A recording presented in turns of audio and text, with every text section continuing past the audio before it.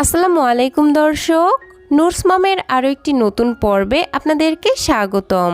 আমার আজকের আয়োজনে থাকছে বাচ্চাদের জন্য খুবই পুষ্টিকর, ক্যালোরি বহুল এবং মজাদার একটি সাবুদানার রেসিপি। এই রেসিপিটি কিন্তু মূলত পুষ্টিবিদ আয়েশা সিদ্দিকা ম্যামের কথা ফলো করে তৈরি করা হয়েছে।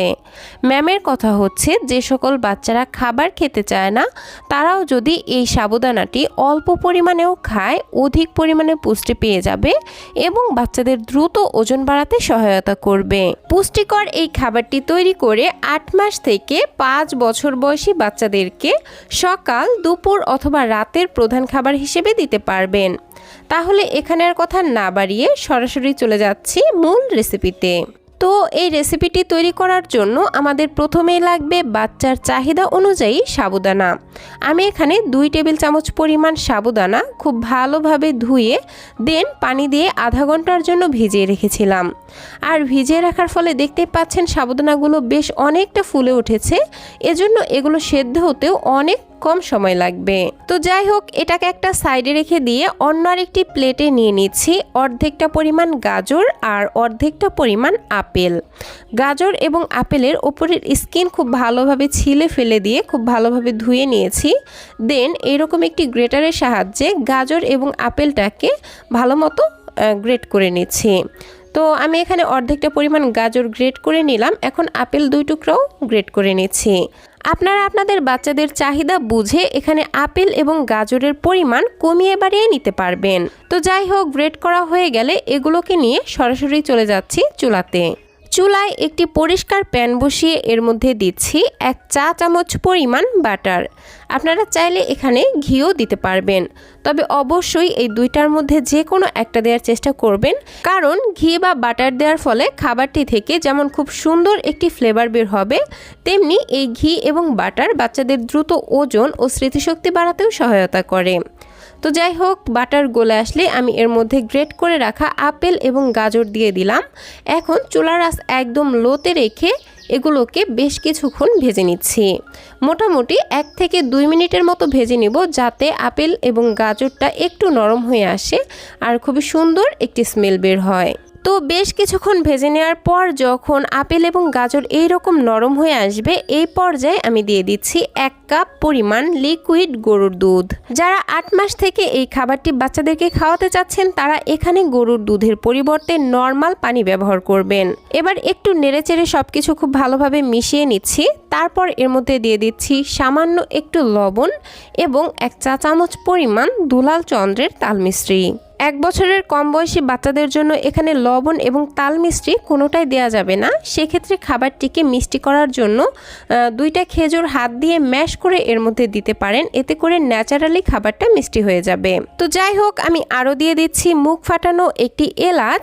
এই এলাচটি দেওয়ার ফলে খাবারটি থেকে খুবই সুন্দর একটি ফ্লেভার বের হবে।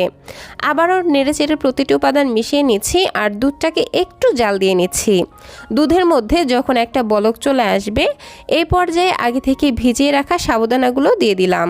এখন আবারও নেড়েচেড়ে প্রতিটি উপাদান খুব ভালোভাবে মিশিয়ে নিচ্ছি।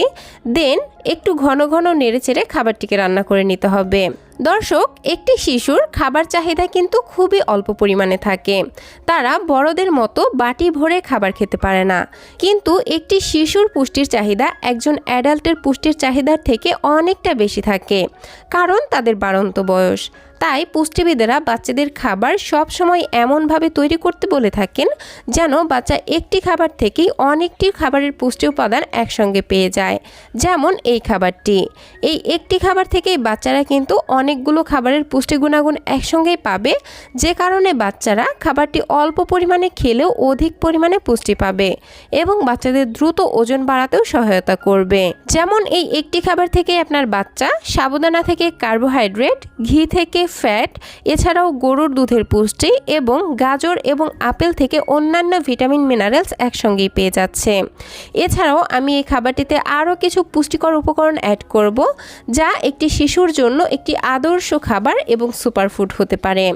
তো তো যাই হোক, কথা বলতে বলতে আমার সাবুদানাগুলো খুব ভালো মতো সেদ্ধ হয়ে এসেছে আর গরুর দুধটাও শুকিয়ে ঠিক এইরকম ঘনত্বে চলে এসেছে।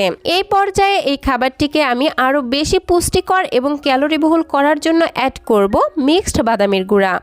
এজন্য আমি এখানে 2 থেকে 3 ধরনের বাদাম গুঁড়া করে রেখেছি। সেখান থেকে উঁচু করে 1 চা চামচ পরিমাণ বাদামের গুঁড়া এই সাবুদানার মধ্যে দিয়ে দিচ্ছি।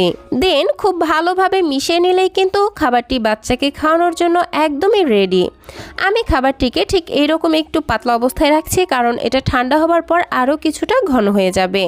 তবে আপনারা বাচ্চাদেরকে যে যেমন লিকুইড খাবার খাওয়ান, খাবারটিকে ঠিক সেরকম লিকুইড বা ঘন করে চুলা থেকে নামিয়ে নেবেন। আর এই তো তৈরি হয়ে গেল বাচ্চাদের জন্য ভীষণই ক্যালোরিবহুল, পুষ্টিকর এবং ওজন বৃদ্ধিকারী একটি সাবুদানার রেসিপি। এই খাবারটি যদি বাচ্চারা খায়, বাচ্চাদের দ্রুত ওজন বাড়াবে, স্মৃতিশক্তি বাড়াবে, উচ্চতা বাড়াবে এবং রোগ প্রতিরোধ ক্ষমতা বাড়াতে সহায়তা করবে। পাশাপাশি বাচ্চাদের কোষ্ঠকাঠিন্যও দূর করতে জাদুর মতো কাজ করবে। তো দর্শক, এই ছিল আমার আজকের আয়োজন। ভিডিওটি ভালো লাগলে প্লিজ একটি লাইক দিবেন এবং আমার আজকের রেসিপিটি কেমন লাগলো সেটা ছোট্ট একটি কমেন্টের মাধ্যমে জানাতে একদমই ভুলবেন না।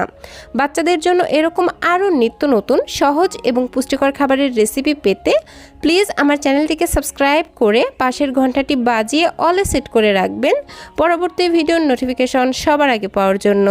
আজকের মতো বিদায় নিচ্ছি। আল্লাহ হাফেজ। আসসালামু আলাইকুম।